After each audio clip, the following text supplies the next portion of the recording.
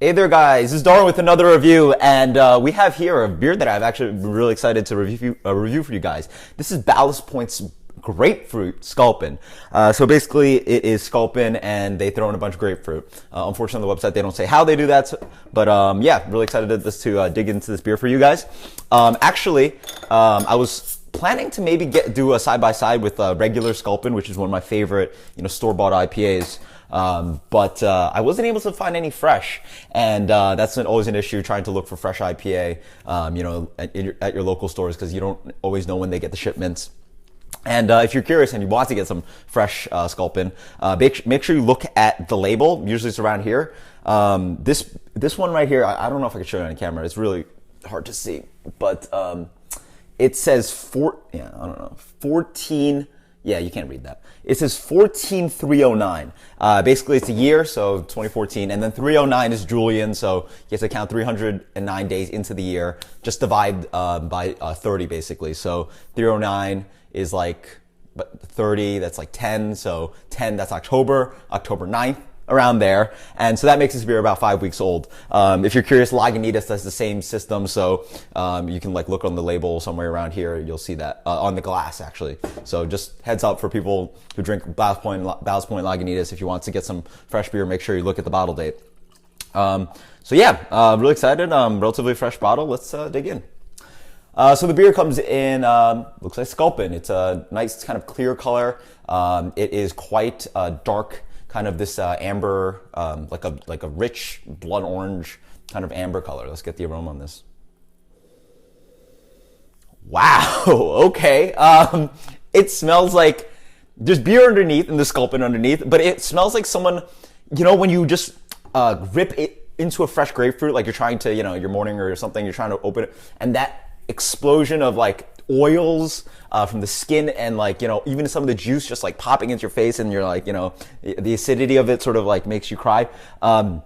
It's like that. It is freaking fresh pink grapefruit. I mean, some beers smell like grapefruit. Hops sort of, that's a big note that a lot of hops offer, but this smells like actual fresh grapefruit. There's no joke that there's actual grapefruit in here. Man, it's just so weird. I can't even describe how much it smells like actual fruit, because it does. Underneath, it'll get a touch of that dank kind of quality that Scuplin has. But yeah, it's mostly almost all this grapefruit note. I barely get any beer in there. Cheers.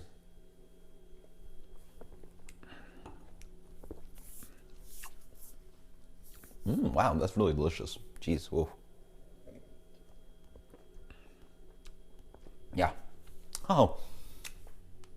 I mean, that's just really good Scuplin beer. In the front, you get a smack of that kind of grapefruit flavor. It's not too aggressive. It's like pink grapefruit candy. Even just a little bit of eating grapefruit flesh. It has that kind of bitterness, but it's not as aggressive as the aroma. It's not as fruity as the aroma, not as ridiculous. It moves on to, now you actually get beer behind it. There's a touch of malt in the middle. It moves on to a little bit more sweetness, a little bit of caramel sweetness that Scuplin has. On the back end, you get a decent bittering, piney, quite piney, and then you get a lot of this kind of grapefruit peel kind of flavor. Unsure if it's a balance between the fruit itself, or there's the beer offering that kind of pithiness, sort of that white stuff underneath the peel, but before the flesh of a grapefruit, that kind of bitterness of citrus pith. Yeah, it has a lovely kind of even complex kind of grapefruit flavor. It's not only pink grapefruit up front, like the aroma, that sweetness and that kind of richer kind of quality that the beer has almost offers this kind of ruby grapefruit. So it's that kind of richer, kind of more heavy, kind of substantial kind of ruby grapefruit flavor, along with that kind of lighter kind of pink, bright kind of grapefruit flavor. So 2 grapefruits. Very drinkable, very clean. Despite that malt in the middle, the beer just flies away. It's actually medium bitter. It's not too bitter. Quite dry. It's just very drinkable. It's almost drinking grapefruit water and beer. The beer part, in the back end, does offer that bitterness and that kind of beer flavor, but the front palate is just, really nice and clean and really drinkable. It makes the beer actually even more drinkable than probably the base beer. Yeah, it's just refreshing.